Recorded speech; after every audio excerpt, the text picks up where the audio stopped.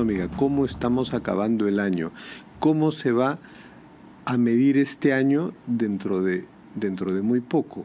Dentro de muy poco tendremos las cifras oficiales. Hasta ahora tenemos proyecciones y cada vez se van ajustando más hacia la baja. Hoy día, Julio Berrarde, el presidente del Banco Central de Reserva, ha dado su primera proyección realmente negativa, que el crecimiento del 2023 sería de menos 0.5%. ¿Qué impacto tiene esto? ¿Qué explica esto?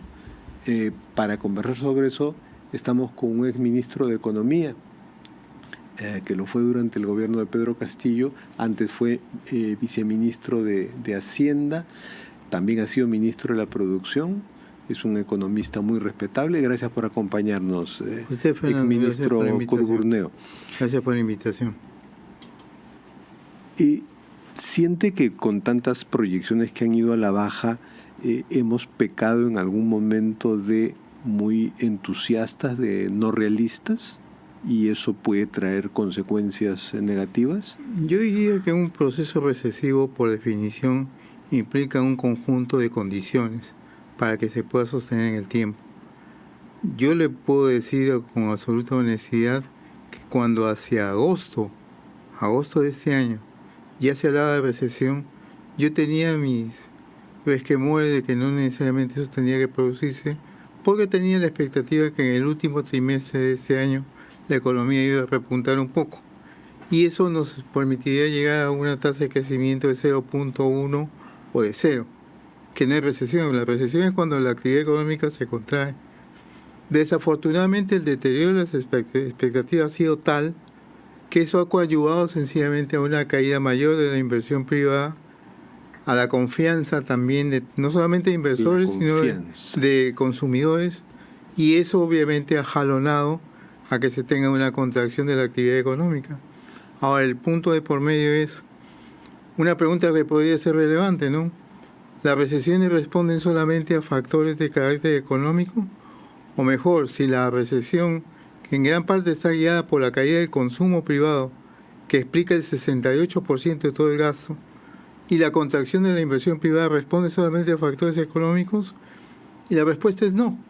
Sí. Hay otro tipo de factores que no son económicos, que definitivamente se llevan de encuentro a lo que es la inversión en el consumo privado. Por ejemplo, esas absurdas peleas o pugnas al interior del Ministerio Público, o entre el Congreso y el Poder Ejecutivo, o el temor de leyes populistas por el lado del Congreso, genera mucha incerteza por el lado de los inversores y consumidores, y para mí eso ha sido el detonante de un mayor deterioro de las expectativas y con los resultados que estamos viendo. Muchas gracias por sus respuestas a sus preguntas, que son las mías, porque me está leyendo la mente. Yo he oído al señor Velarde hablar del impacto que han tenido las protestas del verano, del impacto que puede haber tenido el factor climático, que los han tenido, pero yo decía, pero aquí hay algo más, y es lo que usted está explicando muy bien, que es la desconfianza de la gente, que es el motor de la no demanda, del bajo consumo, de la poca inversión. Eso es lo que está diciendo. O que también que las instituciones no están funcionando adecuadamente. A mí no se me hubiese pasado por la cabeza años atrás de que al interior del Ministerio Público, o sea, de la Fiscalía, hubiesen facciones.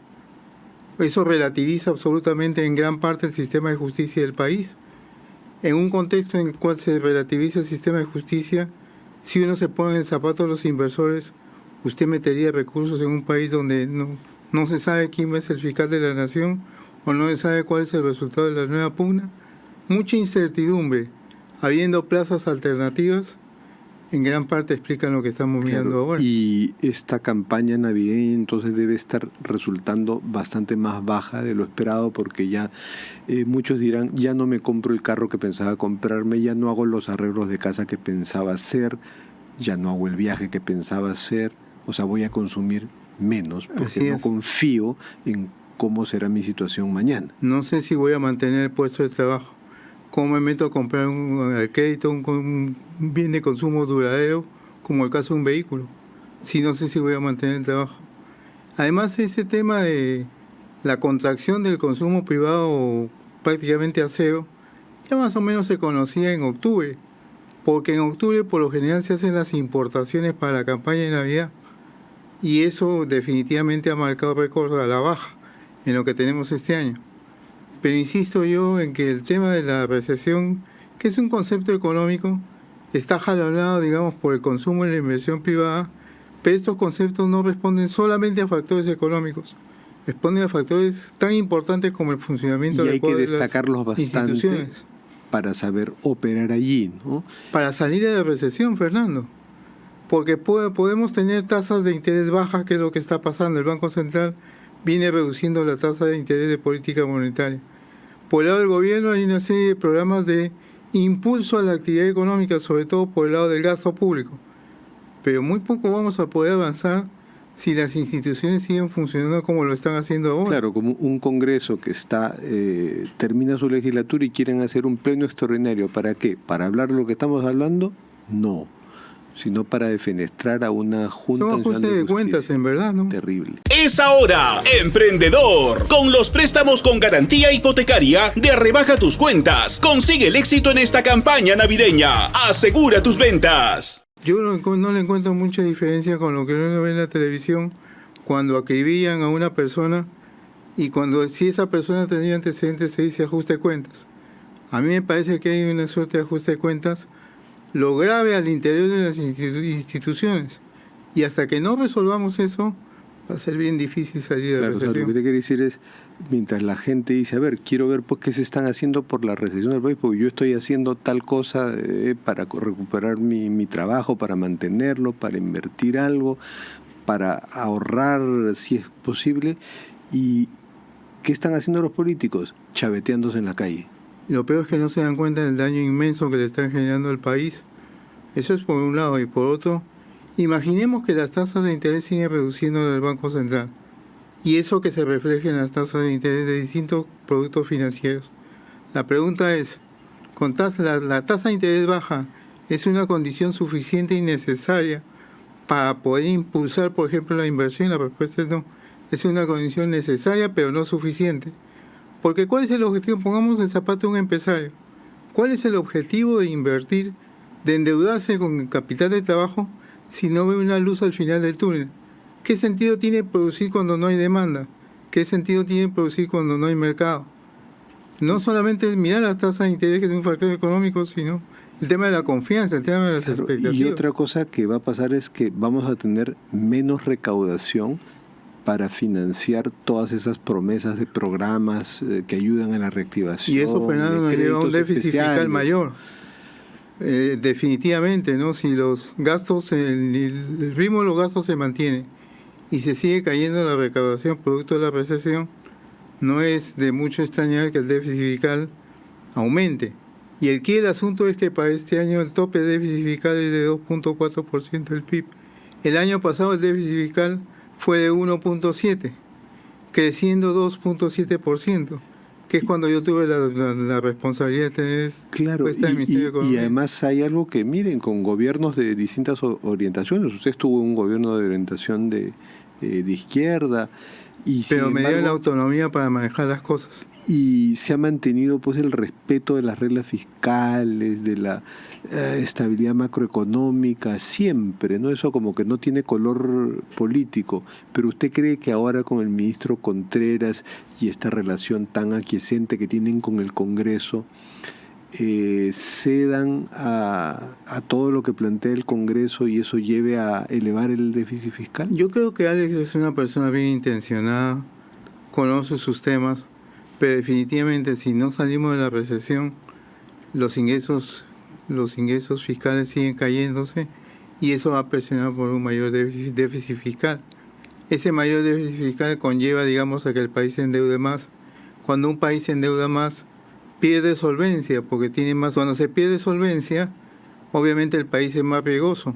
Para colocar deuda se va los inversores en los mercados de capitales van a exigir una tasa de interés más alta para compensar el mayor riesgo. Cuando el presidente del Consejo Fiscal, el economista Carlos Oliva, se lo hizo saber, en lugar de atender el reclamo de Oliva, fue más duro con Oliva que lo que debió hacer con la presidenta y con el Congreso.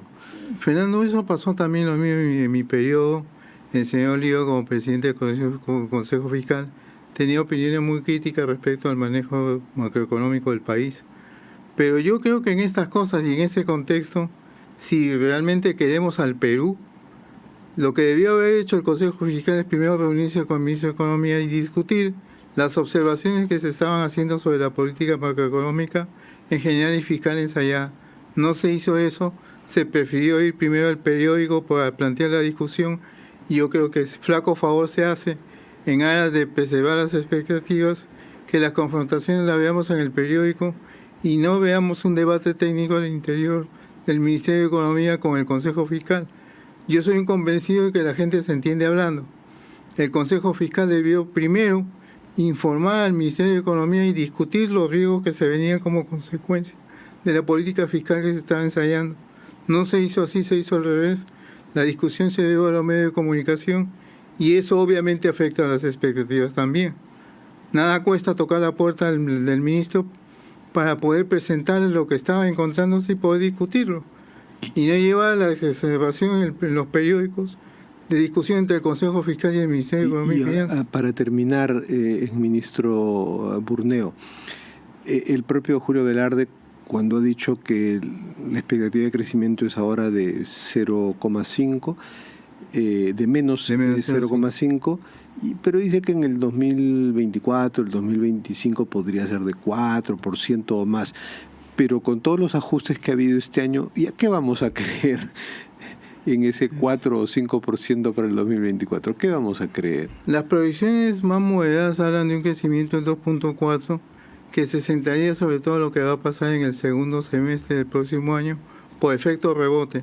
Los números han sido tan chicos de crecimiento en este año que estamos acabando en el segundo semestre, que cualquier ligero incremento que se vea en el 2024 va a ser un gran incremento desde la perspectiva estadística. El punto es que no perdamos de vista algo, Fernando. Para poder absorber a los casi 300.000 jóvenes que año a año se incorporan al mercado laboral, se tiene que hacer con esta estructura productiva más o menos un 5%. Cualquier tasa de crecimiento por debajo va a significar que nuestros jóvenes no encuentren empleo formal y como en un país... quieran ir del país. Algunos los que pueden y otros simplemente convertirse en los nuevos subempleados. Eso es lo que se viene en perspectiva si no crecemos a tasas mayores al 5% con la estructura que tenemos ahora. Digo, la estructura productiva. Valga su advertencia. Muchas gracias, economista Burneo. Y nos vemos.